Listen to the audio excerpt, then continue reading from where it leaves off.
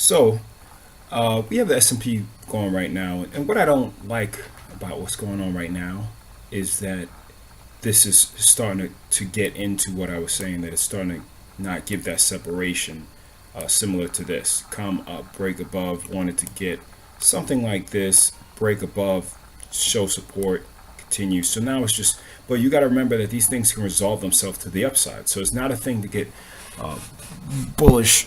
Excuse me, to get bearish immediately to say, listen, it's not giving good separation, but it can resolve itself because the same thing happened here and eventually broke to the upside, gave a little, basically one bar pullback and continued with a fast move to the upside. So you got to just look at these things and see how they play themselves out. But whenever we get some type of sloppiness, you can see either it resolves up or down, but we have to wait and see where it resolves to. You can't just say, oh, I see this, I'm getting bearish, because you saw it here and it continues to the upside.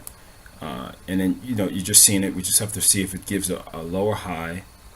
Let's say this, a lower high here, break down, or gets up and breaks up and shoots to the upside. So it's just a matter of being cautious, but not to say, to get immediately bearish, but look at this price action to say, okay, forget, the MACD, look at what the price action is doing. And it's not showing real conviction from the bulls right now. So we just have to be a little bit cautious.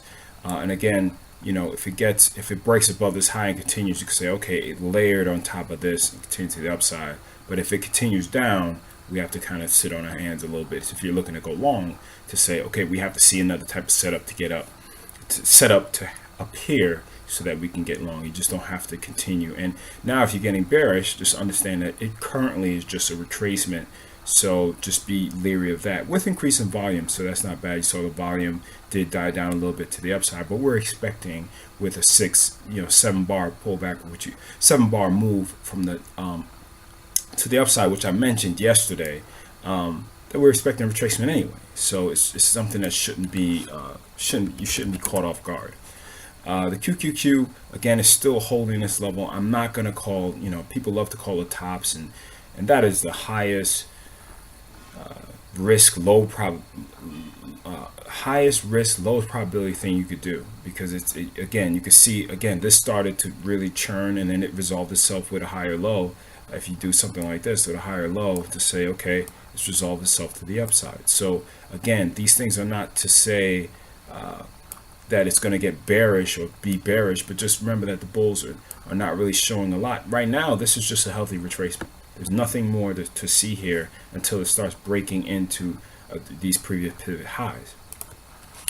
IWM is saying a little bit more. Again, this would be something that you want to see the volume. The volume is increasing. You want to see the volume. If it's going to the upside, is the volume going to be weak?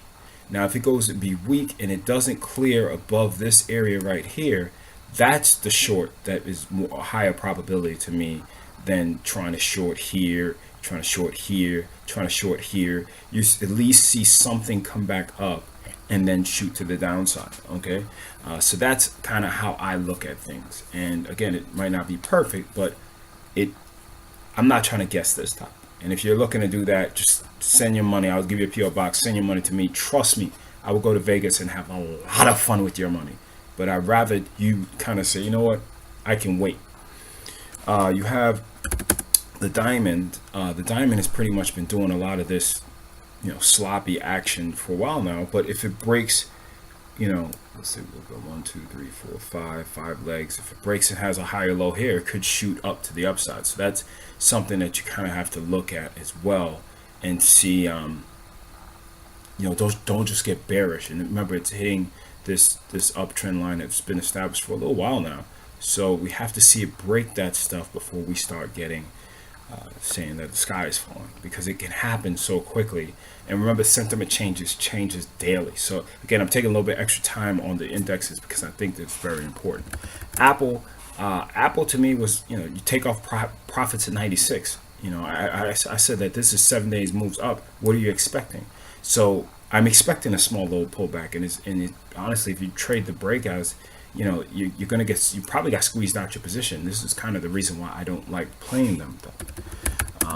Google is testing this previous high. We have to see how it resolves itself out before we say get bearish or not. again, if it breaks above these highs, you know, you have a healthy layering on top of the previous pivot and going to the upside.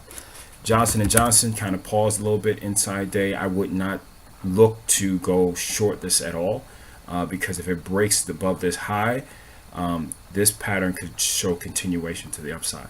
I don't really like what it usually does, but I don't really like what's going on right here. So again, just got to be really careful with that one. You got Tesla. Tesla is testing. Actually, I mean, as crazy as it sounds, if you're really aggressive, you know, above today's highs, that would be it for you. That would be the play to say, okay, I've got minimal risk. I'm risking pretty much around $7, and see where it goes. I mean, $7 on a 200. You just got to look at your risk parameters and see where you go from there. But this would be a low risk bull side trade, quite honestly. So you got to see how that one plays out. We talked about Fedex. That one could be setting up as well right on these previous pivot highs. So that could be another low risk trade that we talked about yesterday. And Biogen broke below. So again, this one is not giving the price action that we like to see regarding healthy trends. It's just to try to understand the trend and see what happens. Again, you can look at this. It's sloppy and it resolves itself to the upside. So to see these things doesn't mean that you get bullish or bearish. You just say, right now, if it's bullish, the bulls aren't really showing much. Doesn't mean you get bearish, because you could get squeezed out, but you want to see some type of breakdown and a test of this area and then come back to the downside. Hopefully this helps. Again, price action is really my focus. Staying away from breakouts and stuff like that. Some people like that as trade, but I think you just got to be very, very careful when you do that, because I don't like going into trades knowing I have to feel extreme pain. And if anybody has traded breakouts, they kind of know what I'm saying. So if the market's trending very, very fast, yes, you might get in, let's say, on this breakout here above this high. But I'd rather go on a break, a break of this high with some really extremely low risk, versus getting in here and not knowing where the hell I'm risk. Because if you got broke out, you put your stop below this low, guess what? You got stopped out the next day and it ran up. Versus I want to sell most of my position at this thing and see if it could trail up, and maybe it runs and gives some more money. But that's how I think, it could be a less painful type of trade. But again, I'm one man, one trader. Everybody has their own style, and I'm not going to tell you my style is the best. It's just here to provoke thought, and hopefully it helps at least say, you know what, I hear that, I don't like it, I trade my style. Or to say, you know what, that's kind of interesting, let me see if there's something that could kind of help me out. So again, that's why I do this thing. Keep it 100% honest on this channel. Take care.